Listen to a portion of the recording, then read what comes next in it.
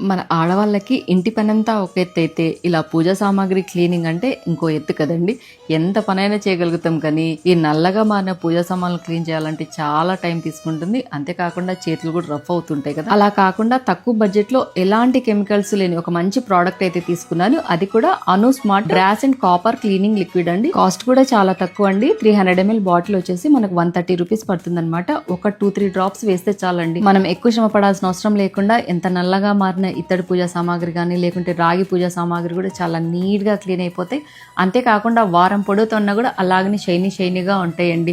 ఈ ఇత్తడి దీపాలు చూడండి ఎంత నల్లగా మారాయి కదా. అలా నేను ఒక 2-3 డ్రాప్స్ వేసేసి ఒక నిమిషం పాటు అలా పక్కన పెట్టేసి తర్వాత స్క్రబ్బర్ తో అలా నీట్ గా క్లీన్ చేసేసరికి చాలా నీట్ గా క్లీన్ అయిపోయాయి. తర్వాత ఈ పూజ ఉర్లి కూడా చూడండి కొంచెం బాగా నురగా వస్తుంది. అంతేకాకుండా నీట్ గా క్లీన్ అయిపోతాయి. నాకైతే చాలా బాగా యూస్ఫుల్ అయింది. బెస్ట్ ప్రోడక్ట్ అనిపించి మీతో వీడియోలో షేర్ చేశాను. మీరు ఏమైనా తీసుకోవాలంటే స్క్రీన్ పైన వాళ్ళ వాట్సాప్ నెంబర్ ఇస్తాను. అంతేకాకుండా అను స్మార్ట్ వాళ్ళ ఇన్స్టా పేజ్ లింక్ అన్ని ట్యాగ్ చేస్తాను. తప్పకుండా చెక్ చేయండి. తక్కువ బడ్జెట్, అంతేకాకుండా మన చేతులు కూడా సేఫ్. ఇలాంటి మంచి మంచి వీడియోస్ కోసం మన ఇన్స్టా పేజ్ ని ఇప్పుడే ఫాలో అవ్వండి. Thank for watching. బాయ్ అండి.